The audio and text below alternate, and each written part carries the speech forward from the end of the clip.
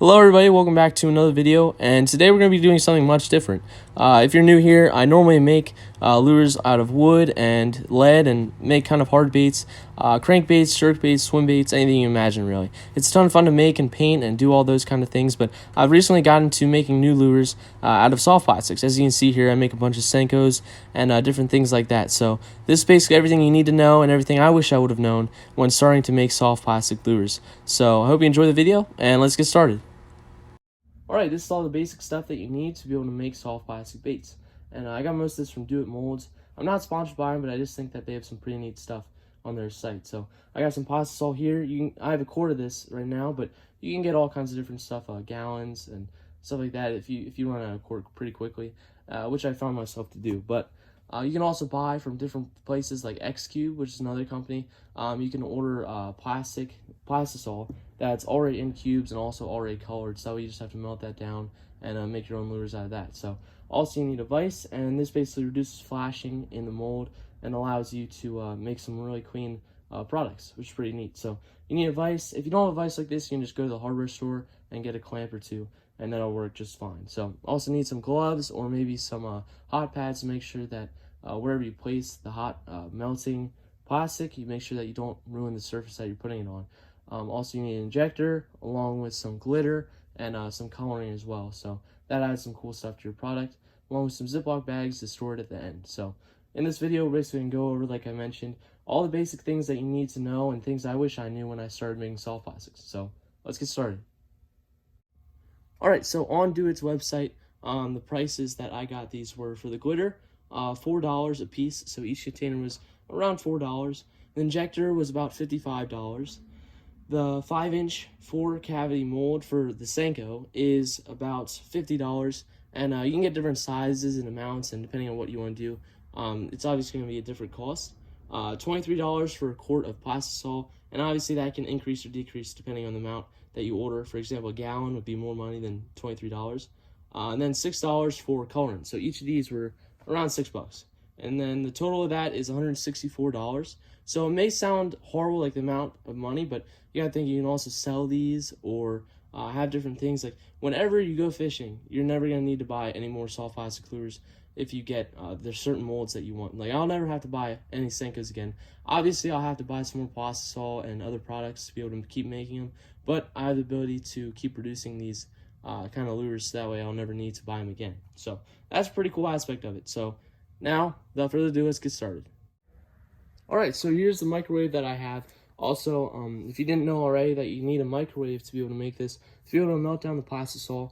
And I did a bunch of experimenting to try to figure out the amount of time that you need, depending on what it is. So it helps me out to write little note cards on the top of your microwave or wherever to make sure that you have the right time. Because one important thing to know, I gotta express this, is that the plastisol can burn. So you can remelt it for what I've experienced as many times as you want. So say you rip a couple of air bubbles in them of your product, then you can always melt it down again. But make sure that you don't do it for too long, or it will burn. And also one thing that I learned watching YouTube videos all the time is that you think it's really fun to be able to do this, but you aren't there in person, so you don't know how bad it smells. So you definitely need ventilation in where you're making these lures, so that way you don't kind of get a headache or anything like that.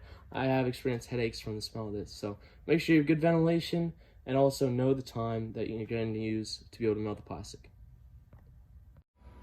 Alright, so your first step is to take the plastisol and as much as you want to make. So the thing with this is that it says mix thoroughly, and also when you mix, make sure that you don't shake it, because if you shake it, that can introduce air bubbles into the plastisol, and then you don't want air bubbles in your plastic, or it'll make it less structurally sound and easier to tear, in other words. So I'm going to add maybe 4 ounces to this, and then we can make a good amount.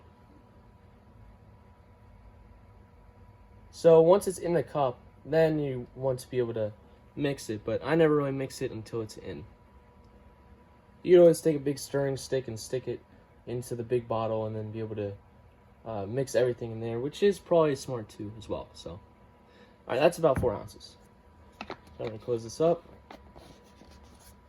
and then mix it with our stirring knife here, making sure that we try to not incorporate any bubbles into the plastisol.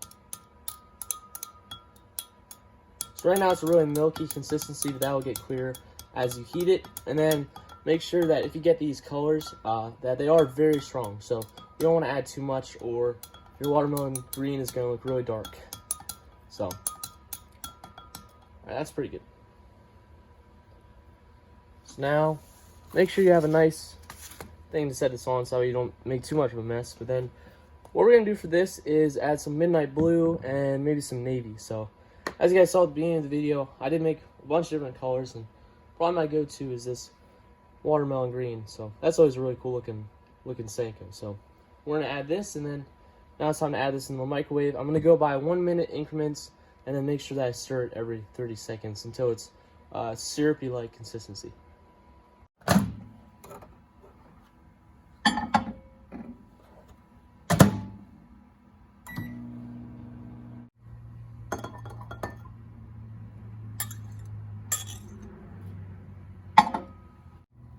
So as you can see here, it is starting to get kind of a layer on the top.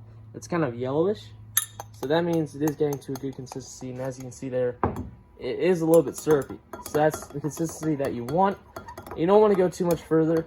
It is going to cool very, very fast. So right now I'm actually going to add my colorant and then add it back to the microwave just for a few more seconds. So again, I'm just going to add a couple drops because this stuff is really strong. 1, 2, 3. That's probably pretty good. And you can always add more too as you melt it. So mix that real quick and then add the glitter. Alright, now I'm going to add a little bit of this. You can measure the glitter as well. I just kind of dump as much as I think would be good. Maybe about a tablespoon would be good. But that's about good. You don't want to add too much because that could affect the stability of the Senko as well. So I'm going to add one more drop here. Make it a little bit darker. Mix all that in.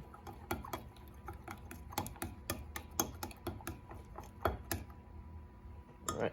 So that's looking good. So I'm going to add it for about 25 to 30 more seconds, maybe a little less, just to make sure that's a good consistency to be able to put in the mold. Alright, so after you get the pasta salt to a thicker consistency, you're going to then get it down to a thinner consistency, like that. So you have a limited amount of time to work with this.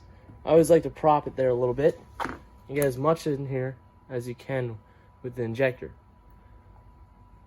So now that you have this, you want to suck it in at a consistent pace, take it over here, and then push it in at a consistent pace as well. It is cold in my garage where I'm working right now, so hopefully that does not affect the outcome of this, but looking pretty good so far. Set that aside, and then I'll also take this here and top off that hole a little bit because the pasta salt does condense and kind of tighten up as it dries. So I'm going to add a little bit more there, just kind of fill in the air bubbles on the top. So alright, so now we just have to wait, and make sure that you wait a good amount of time, just so that way it's pretty durable, because if you wait not long enough, then they will be pretty easy to break. So this stuff dries pretty quickly, as you can see here. Really easy to peel off. That's a pretty satisfying part. You just press this off here, and then just have that section there. Throw that back in the measuring cup. Have this here, and then just put that right in there, and there it is, all cleaned up. So it is, like I mentioned earlier, pretty easy to clean up. So that was the first batch. Gotta wait a little bit, and then we'll see the results. Alright, so this is my painting station for where I normally paint my hard lures, but this is the mold all ready to go and ready to be opened. I gave it a good 10 minutes to dry and set, and also make sure that you have a bowl of water nearby when you're done making these, because then you can throw them in there.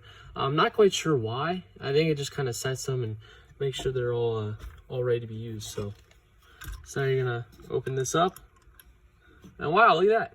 You got 4 Senkos all done there. So this is just the part that you can just pinch off the end and end up looking really cool. So you want to look throughout these to make sure that there's no bubbles, especially if you're selling them, because that definitely reduces the strength of these. So as you can see here, you can kind of hold it up to light or feel around.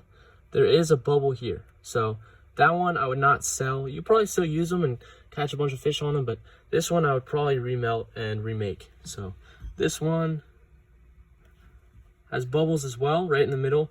I'm still learning and experimenting, like I mentioned earlier, on how to get these and make sure that they have the right temperature and everything to make sure that you reduce the amount of bubbles that are made. So this one has a bubble as well. So if you look throughout here, it's kind of hard to see, but there's a bubble that goes along throughout that whole top. So, and this one right here,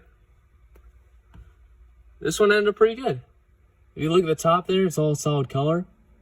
Looking pretty good. So this one I would put in my bag, and the others I think I would remelt. So as you can see here, I'm still not a pro, and it still takes time to be able to figure out how to use all these and make sure that they have the right consistency and strength. But this plastisol is really strong as well. I mean, they stretch a really good bit and are still really strong. So honestly, you could really use these and catch a bunch of fish. But there it is. That's how you make a couple SENKOS. Pretty neat. Alright everybody, that's how you make some SENKOS. I hope you enjoyed the video. Thank you so much for watching. I wish you the best of luck with making them yourself if you do. And there it is. See you in the next one.